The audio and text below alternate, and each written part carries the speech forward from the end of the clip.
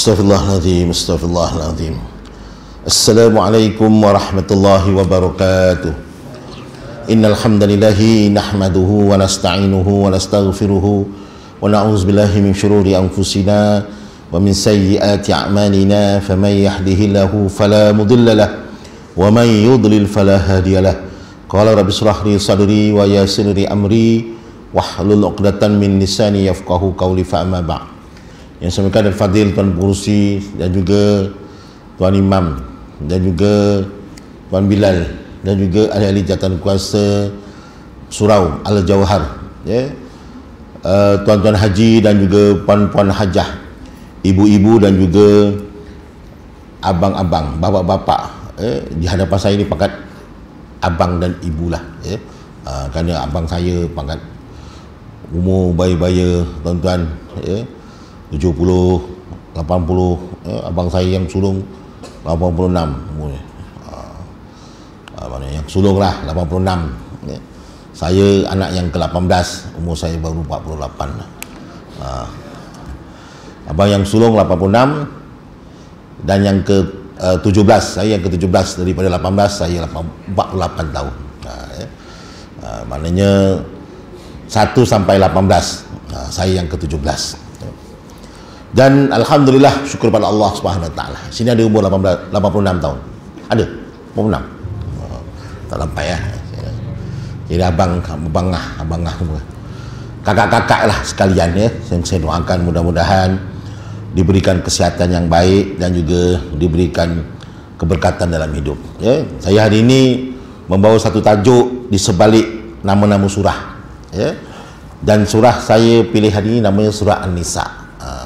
Jadi surah An-Nisa ni saya akan cerita sedikit berkenaan tentang surah An-Nisa, dan sebelum itu saya mohon maaf, ya, kepada ibu-ibu kalau dalam surah An-Nisa ni dia ada satu cerita tentang poligami.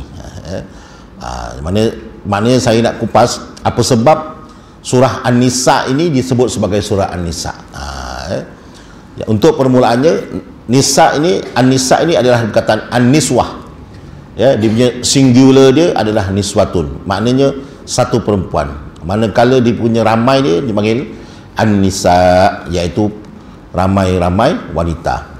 Dan surah An-Nisa ni ada jumlahnya 176 ayat. Dan surah An-Nisa ni saya nak kupas 176 ayat ni dalam masa 45 minit. Maknanya kita nak kupas bukannya nak menafsirkan, tapi nak kupas ada berapakah perkataan An-Nisa dalam surah An-Nisa ni. Maksudnya surah ini disebut sebagai An-Nisa kerana dekat sini ada lebih kurang berbelas perkataan An-Nisa, ya. Dan antaranya buku di sebalik nama-nama 14 surah ni dia tidak menceritakan semua. Dia hanya kepilkan lebih kurang sampai 43. Maksudnya ada 100 lebih lagi yang tak dikupas. Mana hanya mengupas 1/2 daripada 1/3 daripada keseluruhan, ya, ayat An-Nisa yang ada dalam surah An-Nisa. Yang pertama, perkataan An-Nisa disebut oleh Allah Subhanahu Wa Taala dalam ayat yang pertama dalam surah An-Nisa yang menyebut a'udzubillahi minasyaitonirrajim, bismillahirrahmanirrahim, wa batha minhuma rijalan katsiran wa nisaa. Surah An-Nisa ayat yang pertama, ya. Makna ayat ini Allah Taala menyebut dalam Al-Quran, Allah Subhanahu Wa Taala telah menyebarbiakkan jumlah manusia yang ramai-ramainya pada saat ini, pada waktu ini adalah hasil perkahwinan daripada Nabi Adam dan juga Hawa. Maknanya wabassa minhuma. Saya nak ceritakan perkataan wabassa minhuma rijalan katsiran wa nisaa. Surah An-Nisa ayat yang pertama menyebut Allah Subhanahu Wa Taala menciptakan kita semua ni, ibu-ibu, bapa-bapa, abang-abang dan juga kakak-kakak sekalian, adalah daripada jiwa yang bernama Adam dan isterinya Hawa. Maknanya kita ni hasil daripada seorang lelaki dan seorang perempuan. Maka dekat sini Allah Ta'ala menyebut daripada jumlah dua orang inilah Allah Ta'ala menyebar menyebarbiakkan dalam proses yang cukup lama, membanyak, yang mana hasil daripada yang membanyak tadi, mereka berhijrah ke mana-mana, berhijrah di utara, di selatan, di timur dan juga di barat, mereka berada di mana-mana, di Eropah, di Afrika, di Amerika, di Arab, di Asia, di Malaysia, di negara mana-mana, Indonesia, Thailand, mana di mana-mana mereka berada di tempat yang sejuk, di Eskimo, di tempat yang panas, Gurun Sahara, tempat yang hujan sepanjang masa, di Malaysia, Indonesia, di kawasan yang lautan, seperti orang-orang yang laut dan sebagainya. Maka kulit mereka, makanan mereka, pakaian mereka, kehidupan mereka terkesan dengan tempat di mana mereka duduk. Kalau mereka duduk di kawasan sejuk, maka mereka kena cari kulit untuk dijadikan pakaian. Kalau mereka duduk di kawasan yang panas, mungkin mereka hanya memerlukan pakaian yang tipis. Kalau mereka di tempat yang sejuk, mungkin kulit mereka akan lebih putih. Kalau mereka duduk di kawasan yang panas, mungkin kulit mereka akan menjadi lebih gelap. Kalau mereka makan makanan yang bernutrisi yang banyak, maka mungkin badan mereka jadi besar, tegap, gagah. Kalau mereka kurang makan, mungkin kurus, sebab mereka banyak memburu, banyak berjalan, banyak pembakaran lah. Maka kat sini mempengaruhi perkataan, mungkin percakapan mereka mungkin dipengaruhi oleh bunyi-bunyi binatang, bunyi-bunyi burung, ataupun pergerakan suatu perkara akan menjadi sebutan. Dan inilah yang disebut sebagai wabassa minhuma rijalan katsiran wa nisa. Dan Allah menyebut wattaqullaha alladzi tasaaluna bihi wal arham. Takwalah kamu kepada Allah Subhanahu wa taala, yang mana Allah taala akan mempersoalkan kamu tentang apa yang kamu buat, dan kamu akan ditanya tentang hubungan silaturahim di kalangan kalian ini nanti. Kamu berjaya tak berjaya, dalam keadaan yang diberikan, mungkin ada yang mungkin handsome tak handsome, ada yang kaya, ada miskin. Yang kaya tu sombong tak, yang miskin itu dia bersyukur tak, yang kuat itu membantu tak, maknanya yang pandai itu mengajar atau tidak, begitu. Maka kat sini akan ditanya orang-orang yang di atas muka bumi ini tentang silaturahim, tentang hubungan sesama manusia. Maknanya kat sini Allah Ta'ala menyebut wabassa minhuma rijalan katsiran wa nisa, iaitu Allah Ta'ala telah menyebar biarkan lelaki jumlahnya pun ramai, perempuan jumlahnya pun ramai. Ini maknanya adil. Sebab tu orang laki-laki insya-Allah dapat calon isteri, orang isteri insya-Allah dapat calon suami. Maknanya ada jumlahnya, jangan takut tak dapat, kan. Maknanya setiap orang ada jumlah dia yang ditentukan oleh Allah Subhanahu wa taala. Ini yang pertama, surah An-Nisa ayat yang pertama. Kemudian cerita tentang An-Nisa juga ayat yang ketiga. Allah Ta'ala berfirman di dalam Al-Quran, A'udzubillahi minasyaitonirrajim, Bismillahirrahmanirrahim. Surah An-Nisa ayat yang ketiga menyebut, Fankihu ma taba lakum minan nisa'i masna wa sulasa wa ruba' fa in khiftum alla ta'dilu fawahidatan aw ma malakat aymanukum dzalika adna alla ta'ulu. Sadaqallahul azim. Kahwinilah kamu sesuatu yang baik daripada perempuan 2, 3 ataupun 4. Dan seandainya kamu takut, maka untuk berlaku adil, maka hendaklah seorang pun cukup. Ataupun kamu menikahi perempuan yang kamu miliki, dengan demikian adalah lebih baik bagi kamu daripada kamu berlaku kezaliman. Jadi tuan-tuan, ayat kenaan tentang kahwinilah kamu yang baik di kalangan wanita 2, 3, 4 ini satu bentuk pemberitahuan daripada Allah Subhanahu wa taala untuk kita memahami bahawasanya dalam syariat Nabi Muhammad sallallahu alaihi wasallam, lelaki boleh kahwin 1, kahwin 2, kahwin 3, kahwin 4. Namun kalau mereka takut untuk berlaku adil, cukuplah seorang. Ni. Cuma saya nak kupas daripada sudut yang berbeza. Maksud saya begini, Kalau dalam pengajaran agama lain, ya, khususnya bukan penganut agama Islam, kalau tuan-tuan tanya kepada bukan penganut agama Islam, mereka akan berpendapat satu lelaki, satu perempuan. Maka bersyukur orang perempuan. Bagus. Sebab apa? Sebab mereka kata, untung bagus agama bukan Islam ni. Sebab apa? Sebab dalam agama mereka boleh lelaki hanya kahwin satu perempuan. Sebab tu orang-orang bukan Islam dia mencemuh apa yang disebut dalam agama Islam ni, ya. Dia kata apa agama Islam ni boleh membenarkan lelaki kahwin 2, 3, kesian lah perempuan tu. Tapi kita kena faham daripada sisi lain, penganut agama bukan Islam membenarkan selingkuhan. Dia hanya bagi satu lelaki kahwin satu perempuan. Tapi kalau lelaki itu dia pergi keluar cari pelacur, asalkan suka sama suka, silakan. Sebab tak ada larangan, dibenarkan. Mana lebih bagus? Kalau tanya ibu-ibu, bagus kahwin satu saja. Itu je lah kan. Ini bagus. Tapi mana kalau dibandingkan agama Islam dengan bukan agama Islam, dalam bukan agama Islam dibenarkan kalau mereka nak berselingkuh, dibenarkan. Buktinya dalam negara-negara yang agama rasminya agama Kristian, tuan-tuan pergilah ke Amsterdam sana, tuan-tuan pergilah ke London sana, ke Amerika, negara yang membenarkan pelacuran. Sebab dasar agama yang menjadi agama negara mereka adalah agama Kristian. Agama Kristian yang telah diprotestankan, diubah-ubah, mereka membenarkan pelacuran. Buktinya mereka telah membina pusat-pusat pelacuran dan cuma mereka mewajibkan pelacur-pelacur tu menjalani ujian HIV dan memakai protection. Itu. Tetapi dalam satu yang masa mereka menyebut satu lelaki, satu perempuan. Kat situ orang-orang yang bukan Islam dia menegakkan. Sebab tu orang-orang yang menentang ajaran agama Islam ni dia membantai orang-orang yang kahwin 4 tapi tak ada duit, kahwin 2 tapi tak ada duit.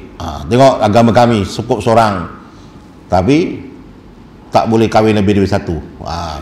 Tapi dalam masa yang sama, lelaki yang tak ada duit tadi tu dia boleh melakukan hubungan terlarang di luar pengetahuan suami isterinya.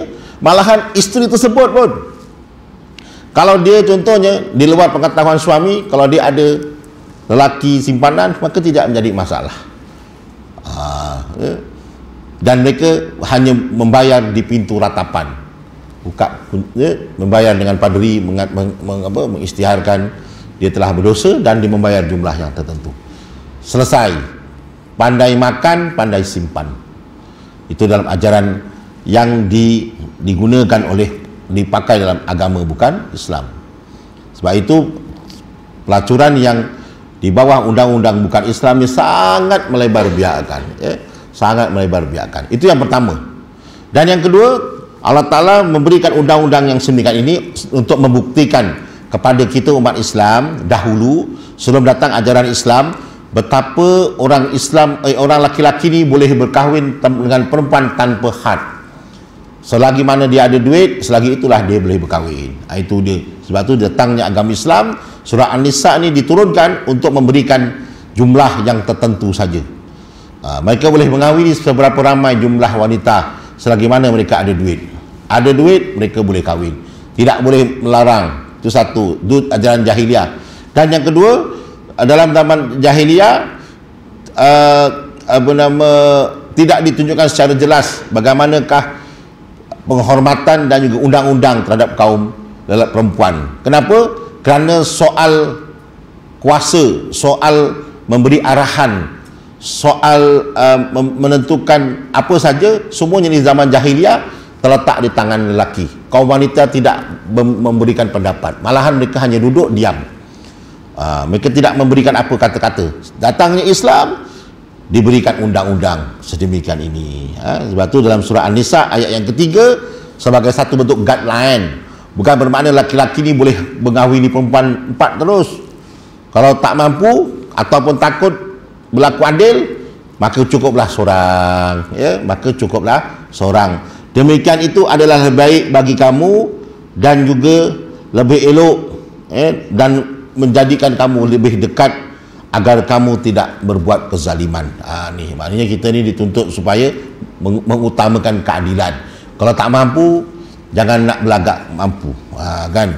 Kalau tak boleh, jangan belagak boleh. Ya, ukur baju di badan sendiri. Kail panjang sejengkal, lautan dalam usah diduga. Kan? Buat pening kepala kan. Baru-baru ni ada satu belegan di video seorang lelaki dia diinterview di supermarket oleh seorang penginterview.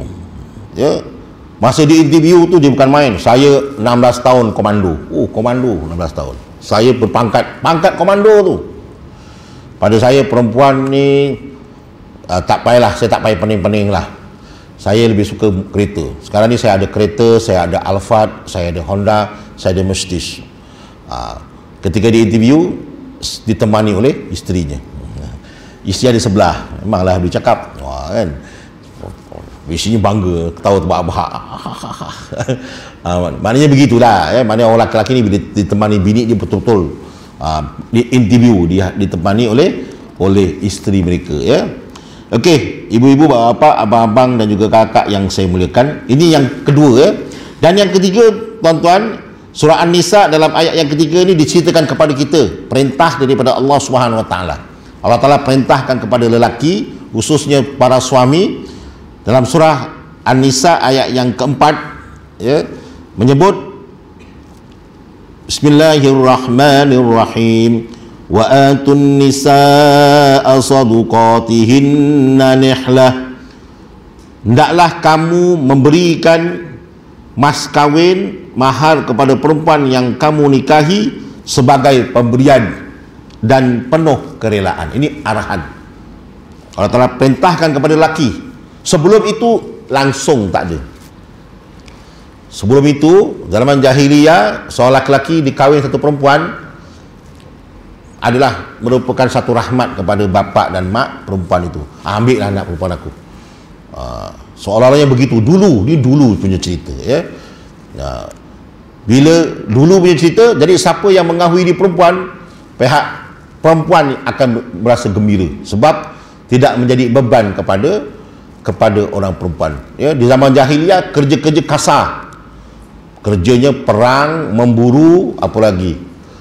Itu semua kerja kasar. Orang perempuan tak dapat kerja. Zaman sekarang kerja banyak untuk perempuan. Accountant, cikgu, guru taska, polis, pun sama kan. Perempuan boleh jadi banyak tugas untuk perempuan sekarang. Kalau dulu tak ada. Kerja-kerja kebanyakannya lelaki yang monopoli, perang, merampas, merompak, banyak kerja laki-laki di zaman jahiliyah dulu. Jadi bila seorang perempuan tu dibela, menjadi satu bebanan dan tekanan kepada keluarga di zaman jahiliyah. Jadi bila datangnya Islam, Allah Ta'ala memberikan arahan, kamu tak boleh layan perempuan sebagai begini. Jadi Allah Ta'ala perintahkan, kalau kamu ingin menikahi perempuan, wa atun nisaa sadaqatihinna nihlah fa in tibna lakum an syai'in minhu nafsa fakuluhu hani'an mari'ah. Maksudnya, seandainya kalau mereka membeli balik apa yang kamu bagikan, maka tidak menjadi masalah. Maka makanlah dalam keadaan yang baik dan senang hati. Maksudnya Allah Ta'ala perintahkan kita ni orang laki-laki, sebab tu bermulanya perintah mahar, start turunnya surah ni, surah An-Nisa ni, mahar, mas kahwin. Maknanya mas kahwin ni difardukan kepada orang lelaki. Sebab tu dalam apa lafaz dia, aku terima ni, aku katakanlah seorang wali menikahkan, aku nikahkan di kau, dia kan panggil nama dia, katakan nama dia Ketu, ya saya, aku nikahkan di kau dan aku kahwinkan di kau dengan anak perempuanku Era Pajira dengan mas kahwinnya RM100 tunai. RM100 tunai itu adalah mahar, kan. Tapi orang Melayu kita ada adat RM100 itu dalam mahar, tapi hantarannya RM100,000. Wah, RM100,000 Singapore dollar. Wah, 333,000. Antaranya RM22,5. Mas kawinnya RM22,5, hantarannya RM30,000. Biasa kan. Jadi dekat sini ibu-ibu, bapa, abang-abang, kakak yang saya mulakan, jadi pernah ditanya, Sayyidina Umar bin Khattab radhiyallahu anhu pernah membangkitkan persoalan. Zaman dulu mahar adalah mahar. Kalau di Johor mahar rendah tapi hantarannya tinggi. Kita pasal ada ambil istilahnya mahar misal dengan mahar apa lagi, mahar musamma. Ni mahar musamma, mahar misal. Tu kita ada dua mahar ni, ada dua. Satu mahar misal, maksud mahar misal ni adalah maharnya itu sebagaimana yang menjadi kebiasaan. Tapi kalau musamma ni hantaran. Kita ada dua jenis mahar. Mana hantaran itu cerita lain, cerita semasa meminang. Tapi mas kahwinnya RM22, nak terpulang lah, nak letak berapa kan. Biasa wali ni dia tak tanya pun, dia tak tanya laki-laki kau nak letak RM10 pun RM10 lah nak. Kau nak kahwin dengan aku 10. Tapi hantarannya tu tetap masa meeting tu RM30,000, RM40,000. Itu yang masa nak nikah tu berapa? RM5 pun tak apa. Bapak mertua kau tak kisah. Mas kahwin RM5, boleh. Tapi masa hantaran mesti RM50,000. RM50,000 kan. Itu yang dibincangkan. Maknanya dalam istilahnya tu pun betul juga. Apa yang kita buat ni pun betul juga. Al-adatu muhkamah, istilah kita. Adat sudah menjadi hukum dalam masyarakat kita. Kita membuat benda yang adat dan benda tidak menyalahi. Kita pun bincang dengan pihak lelaki. Maksud adat tu dipersetujui. Bukan kita nak jual anak, tapi kita nak menunjukkan kesanggupan kamu mengahwini anak aku ni, yang aku didik daripada kecil. Bukan aku ni didik anak aku macam aku lepaskan anak aku di dalam kolam. Aku biarkan dia, aku didik dengan penuh ilmu, dengan penuh pengharapan. Kalau ikutkan ni RM30,000, RM40,000 ni pun kalau dinilai dengan kami nak lepaskan ni pun sebenarnya kau tak mampu nak nilaikan. Sebenarnya nak tengok saja sebenarnya ni kan. Nanti sebenarnya bila kau dah kahwin dengan dia, serasa aku lebih banyak, aku ni boleh bantu kau nanti. Mungkin seorang bapa dia akan bantu melalui anak perempuan dia lah kan. Dia tak akan bantu bagi menantu dia, mungkin bantu anak perempuan dia, dibelikan rumah kan. Gitulah cara dia. Dia nak tengok bagaimana seorang menantu ni dia berusaha tak nak menangani hati aku ni. Kalau dah mula-mula RM40,000 dah mengalah, macam mana kau nak bela anak aku ni nanti dengan kehadapan dunia yang penuh pancaroba, dugaan yang penuh hebat. Maksudnya nak berusaha lah kan. Pandai-pandailah kamu membina, macam mana kamu nak bincang. Seorang bapa mertua ni kadang-kadang suka membuat teka-teki. Tapi kalau orang yang berani, boleh pakcik, boleh RM50,000, bukan Malaysia tau, US dollar tau. boleh. Kalau itu saya tukarlah RM50,000 pound sterling. Lagi tinggi kan. Begitu ya. Okey, yang ketiga ni tadi saya cerita tentang An-Nisa. Allah Ta'ala perintahkan, berilah kamu bakal calon isteri kamu saduqatihinna nihlah. Ni maksudnya, berikanlah kamu mahar, pemberian yang baik dan penuh kerelaan. Ini dia maksudnya. Ya, maksudnya mahar itu adalah suatu perkara yang disebut di dalam majlis akad nikah. Maknanya apa yang dibuat oleh kita ini sebagai bentuk. Sebab apa kita ni kadang-kadang masyarakat kita ni bagi hantaran begitu, kerana jumlah mahar itu tidak memadai dengan apa yang selama ni kita jaga anak kita kan. RM100 contohlah, RM100 kan. Jadi kita macam tak selesa, kita nak tinggi lagi kan. Maknanya tapi walau bagaimanapun, pernah ni saya cerita tadi sama Sayyidina Umar, pernah Sayyidina Umar mencadangkan supaya jumlah mahar ni direndahkan. Mungkin di zaman Sayyidina Umar mahar dia mungkin disebut sekali, jumlah dia mungkin berapa, mungkin hantarannya dengan mas kahwinnya mungkin 10,000 dirham. Gitu kan. berapa ribu tu kan, berapa ratus ribu ringgit kan. Kata datang satu perempuan bangun, ya Amirul Mukmin, kenapa tuan ingin mengurangkan?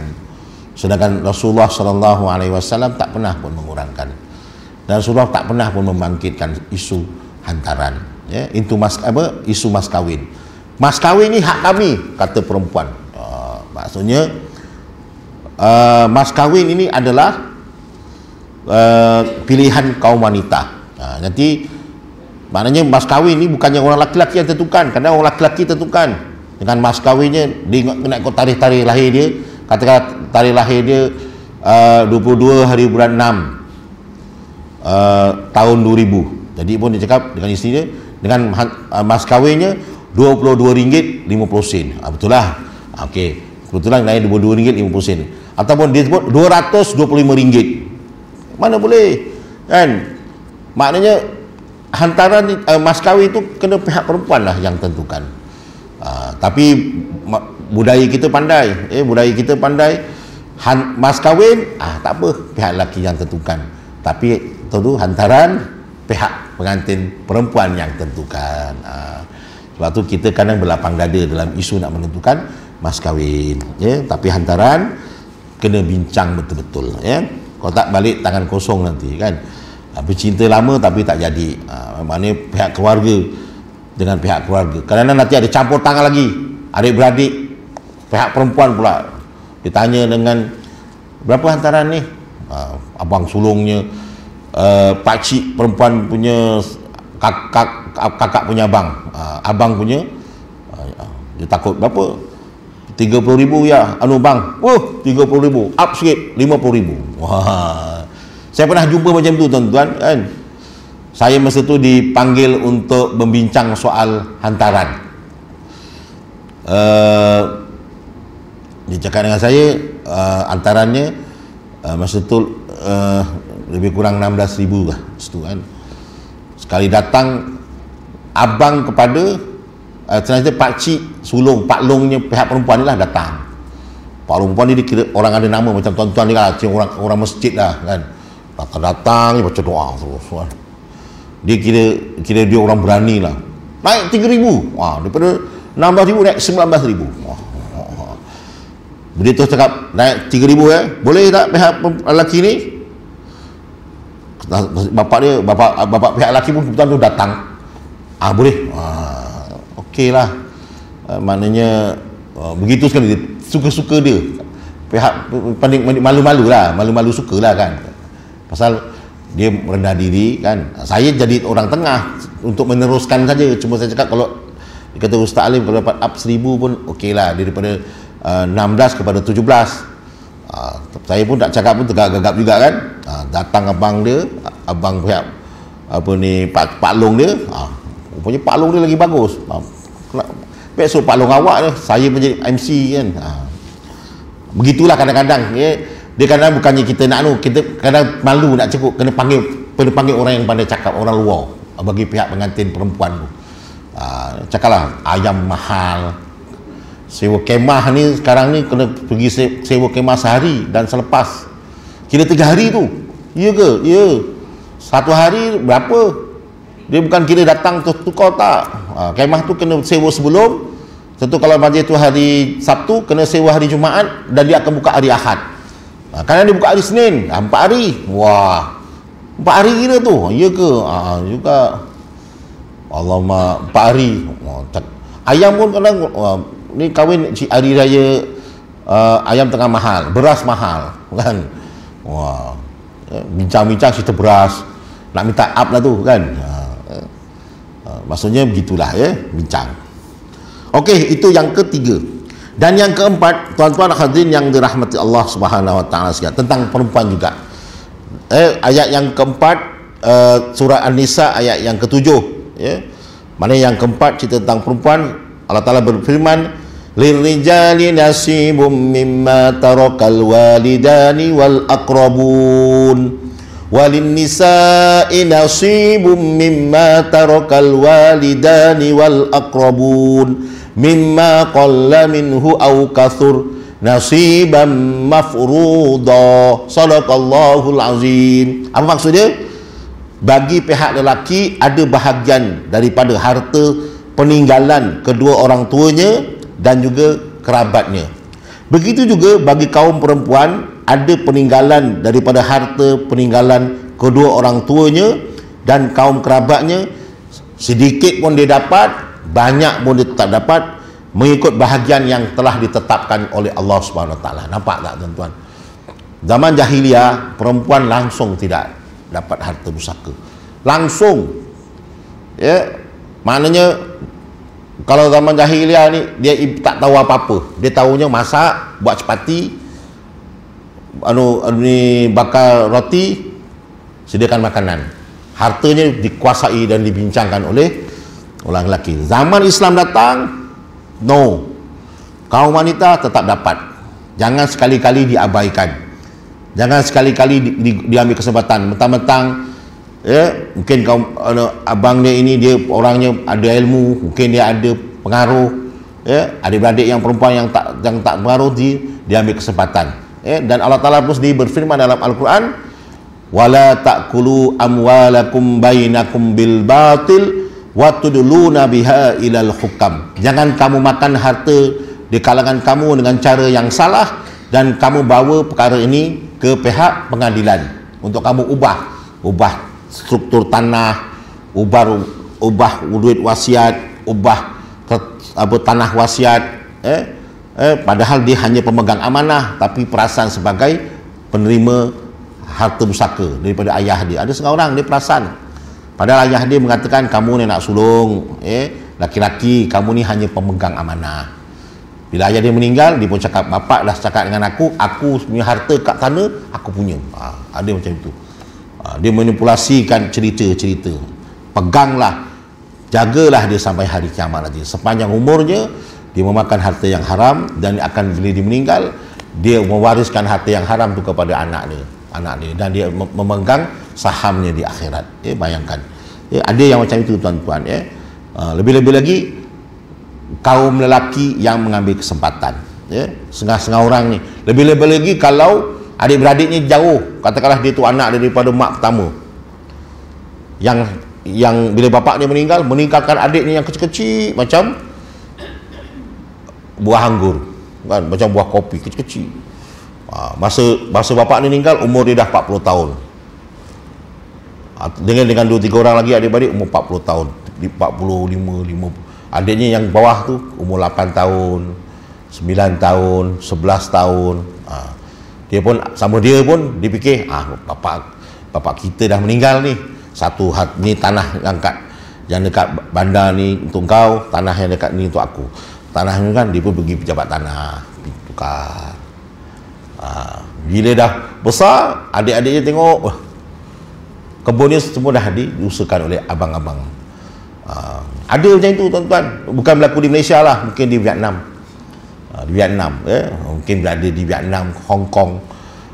Mungkin di Malaysia ni mungkin baik-baik. Tapi kalau berlaku macam itu, dia ingat dilepas di dunia, dan pada ketika itu dia disebut sebagai memakan harta anak yatim. Anak yatim siapa? Adalah adik-beradik dia sendiri. Adik-adik yang kecil. Ada di kalangan orang-orang di Vietnam lah, yang buat benda-benda macam ni. Di Malaysia tak ada buat, InsyaAllah Malaysia semua baik. Ada macam tu, buat perkara-perkara yang macam tu, memakan harta adik-beradiknya dengan menggunakan undang-undangnya. Itu salah tu, buat perbuatan macam tu salah. Kalau dia hidup lagi, dia mesti kena betulkan keadaan. Dia mesti pakat balik dengan adik-beradik dia yang berbincang tu, betulkan keadaan. Kita jangan buat cara kita, satu untuk kau, satu untuk aku.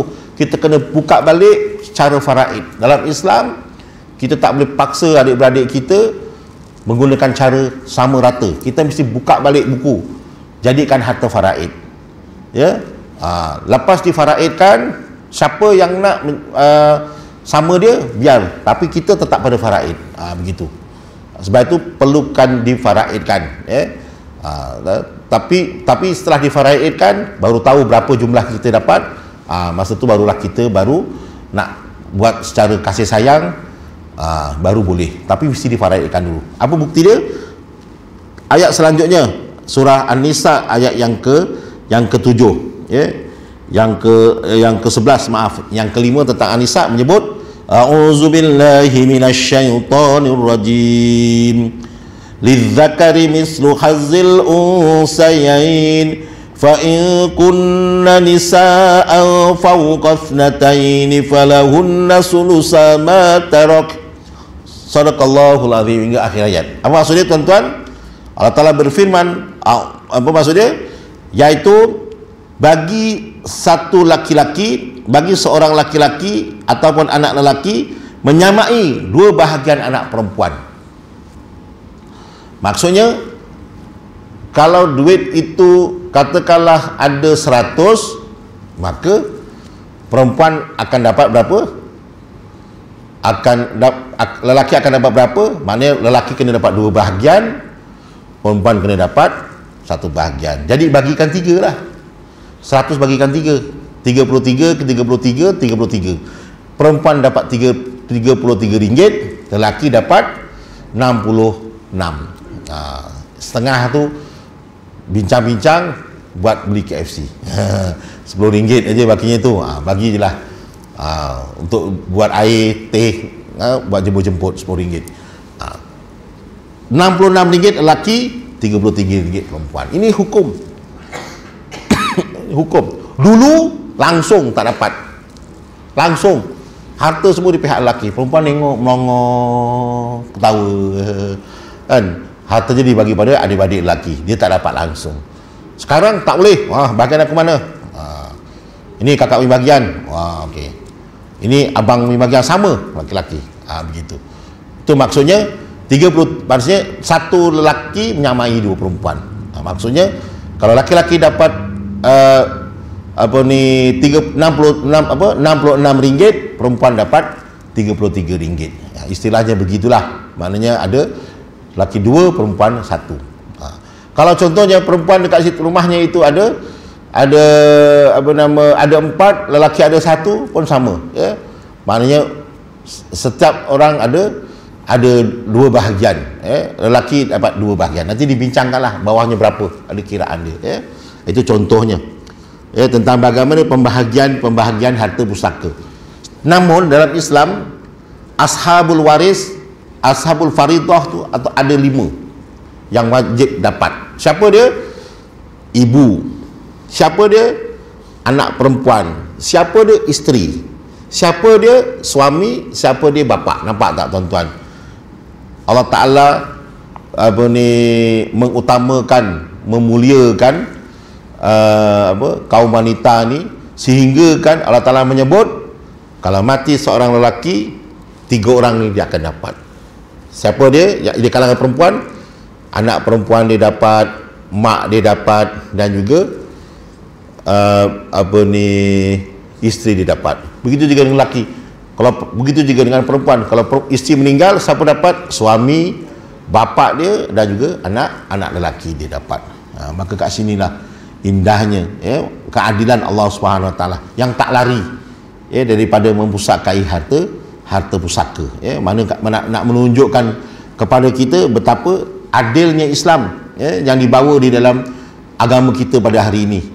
Namun di kat situ adalah beberapa syarat-syarat yang menyebabkan kita ini dipusakai, sehingga kan Allah Ta'ala memuliakan kaum wanita ni tuan-tuan.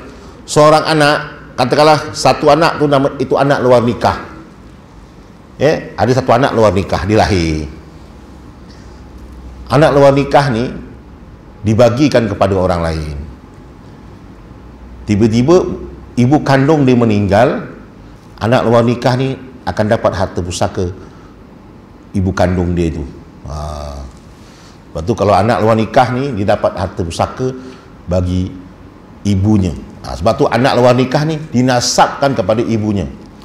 Jadi kalau ibu begitu juga, kalau anak luar nikah ni meninggal, katakanlah anak luar nikah ni dia berjaya dalam hidup, menjadi businessman, ya, menjadi orang kaya, akhirnya dia mati, meninggal. Masa dia meninggal tu, mak kandung dia hidup lagi. Hartanya itu akan diwarisi oleh maknya, ya. Dan juga hartanya diwarisi oleh anak lelaki dia lah, sebab dia tu dah Tapi bapak kandung dia tak dapat. Bapak kandung ni tu tak dapat sebab tak sah taraf. Tapi mak dia dapat. Sebab tu anak luar nikah ni dia punya hubungan ni dengan mak dia sama dengan anak halal dengan mak dia. Berbeza dengan anak tak sah taraf ni dengan bapak kandung, dengan anak halal dengan bapak kandung. Dengan anak tak sah taraf dengan bapak kandung batal wudu. Ya. Anak tak sah taraf dengan bapak kandung batal wudu. Perempuan batal wudu. Ya. Tapi anak tak sah taraf, anak yang halal dengan bapak kandung memanglah tak batal wudu. Ya. Sebab itu dalam mazhab Syafi'i, anak tak sah taraf boleh kahwin dengan ayah kandung dia. Dalam mazhab Syafi'i. Namun jumhur ulama berpendapat tak boleh kahwin. Jumhur ulama lah. Ayah biologi ni tak boleh dikahwini. Jumhur, tapi mazhab Syafi'i kata boleh. Sebab tu daripada sudut batal tetap batal. Tapi dari kahwin kita tak boleh pegang kahwin. Begitu. Maksudnya dalam mazhab Syafi'i boleh kahwin. Tuan-tuan buka Fiqh Syafi'i karangan Syekh Dr. Mustafa Bukha dan Syekh Fiqh Syafi'i karangan Syekh Dr. Said Al-Barjabi dan Syekh Dr. Mustafa Al-Khin membenarkan, membolehkan, tapi jumhur mengatakan tak boleh. Jadi kita pegang pada jumhur mengatakan anak kandung tak boleh kahwin dengan ayah kandung walaupun ayah apa ni tak sah taraf, sebab kita pegang pada jumhur. Tapi dia sudut batal. Sudut batal. Sebab batalnya kalau anak perempuan dengan ayah kandung. Tapi anak lelaki dengan mak kandung tak batal. Walaupun anak tu anak tak sah taraf dia. Itu dia keistimewaan seorang anak dengan maknya. Sebab itu kalau ada orang-orang ni kadang-kadang bila dia dah buang anak dia tu, dia anak lahirkan anak luar nikah, lepas tu dia bagi orang, rupanya masih lagi ada kaitan. Kalau mak dia meninggal, mak dia nama anak tak saraf taraf tu tetap termasuk dalam senarai anak-anak yang menerima harta pusaka. Ada setengah orang dia tak bagi tu. Nanti dia ditanya ni Allah Ta'ala. Kadang-kadang dia bila dia dah buang, lepas tu dia kahwin, dapat anak halal.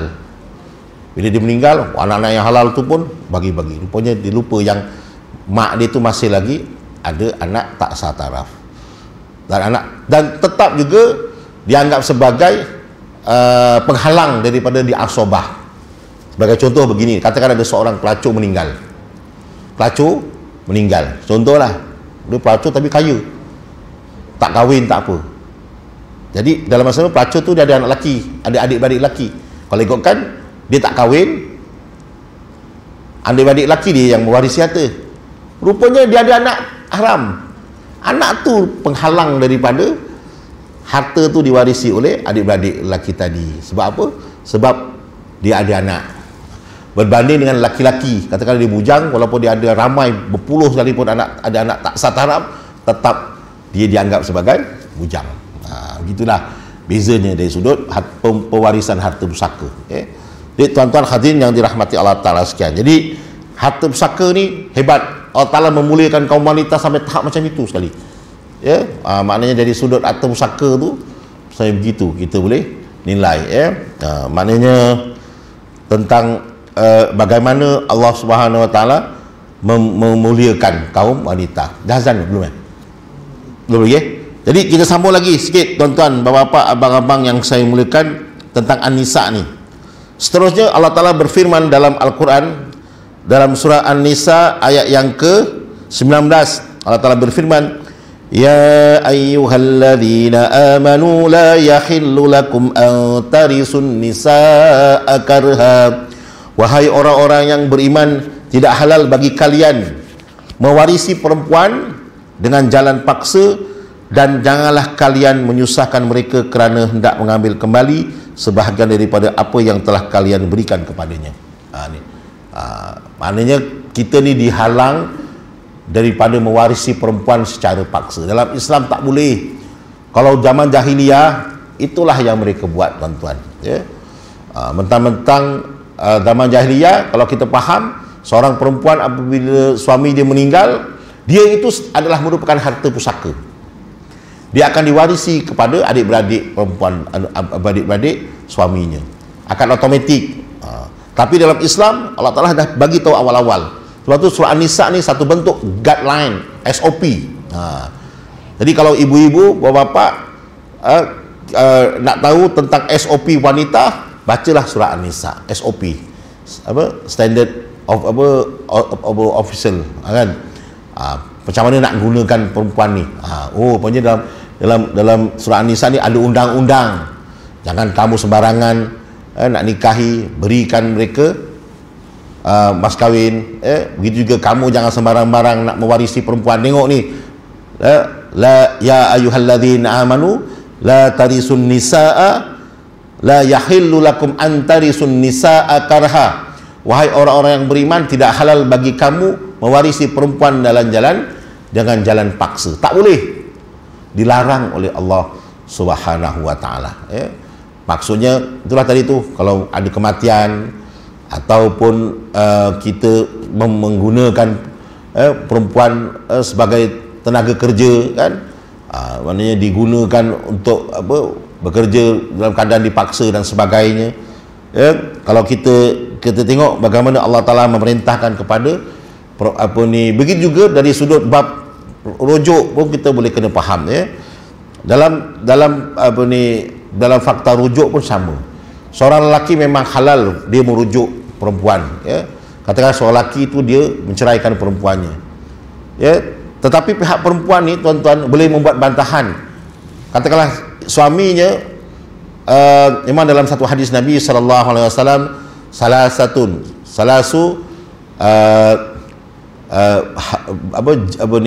berguraunya pun jadi, seriusnya pun jadi. Salah satu daripada apa ya? Nikah, cerai dan juga rujuk. 3 perkara ni. Nikah, cerai, rujuk. Tapi dalam undang-undang sekarang, seorang perempuan dia boleh membantah. Seandainya katakanlah seorang laki-laki itu diceraikan satu perempuan tu, kemudian perempuan tu dah tawar hati, dia pun cakap, tapi dalam masa sama suami dia masih sayang perempuan, dia pun cakap aku rujuk kamu. Dia tak setuju dengan rujuk tu, dia boleh buat pengesahan lapas cerai di mahkamah, dan dia boleh buat bantahan. Yang Arif, suami saya ada rujuk saya, tapi saya tak nak lagi lah dengan dia. Semasa dia menceraikan saya, dia memang dalam keadaan dia dia garang, dia pukul saya dan sebagainya. Sekarang saya buat bantahan, boleh boleh buat bantahan di mahkamah syariat negeri Johor. Dan rujuk itu tidak sah walaupun suami dia merujuk dia. Jadi rujuk ni walaupun dia reda, tapi pihak hakim boleh menggunakan budi bicara berdasarkan kepada beberapa pahaman dalam mazhab yang boleh digunakan untuk membatalkan rujuk. Sebab tu nikah mesti rujuk mahkamah atau jabatan agama. Termasuklah juga bila nikah kita pergi buat urusan pernikahan di mahkamah, begitu juga apabila seseorang tu dia bercerai pun kena rujuk di mahkamah. Termasuklah kenapa kalau semasa rujuk tak rujuk di mahkamah. Tu. Jadi 3 perkara ni mesti dirujuk di mahkamah. Nikah, cerai dan rujuk. Mesti rujuk. Hanya mahkamah yang mengatakan sah atau tidak rujuk tersebut. Sebab tu tak boleh sembarangan bila dah cerai rujuk, tak boleh. Dia mesti daftarkan pengesahan. Mungkin isterinya nanti dia tak nak, dia diam kerana dia takut, tapi hakikatnya dia dah tawar hati dengan suaminya. Itu begitu. Maksudnya kat sini kita boleh kaitkan kataan ya ayyuhalladzina amanu la yahillu lakum an tarisun nisaa karha. Wahai orang-orang yang beriman, tidaklah halal bagi kamu untuk mewarisi perempuan dengan jalan paksa. Itu maksudnya, maknanya tak boleh paksa dia. Hatta rujuk pun tak boleh paksa. Walaupun dari sudut pandangan mazhab Syafi'i memang rujuk itu boleh dapat, boleh terima, tapi perlu disahkan kerana hakim pun nak melihat perempuan itu reda atau tidak. Tetapi kalau seandainya dia dah dipukul, dibantai, dicekik, dia dah trauma, tiba-tiba nak dirujuk, setelah dipukul, dibelasah, mesti hatinya sudah tawar, tiba-tiba rujuk, memang dia dah tak nak lagi lah. Mungkin dia tak lari kerana waktu itu dia mungkin belum ada kekuatan, kan, dan sebagainya. Maka rujuklah perkara ni di mahkamah supaya tidak menjadi yang jauh lebih besar. Jadi saya kira cukuplah sampai sini, tuan-tuan. InsyaAllah kita akan sambung lagi surah An-Nisa ni, baru separuh lagi, ada separuh lagi yang belum kupas. Aqulu qauli hadza wa astaghfirullahal azim li wa lakum. Wassalamu alaikum warahmatullahi wabarakatuh. Subhanakallahumma wa bihamdika asyhadu an la ilaha illa anta astaghfiruka wa atubu ilaik. Assalamu alaikum warahmatullahi wabarakatuh. Wa tawassaw bil haqqi wa tawassaw bis sabr.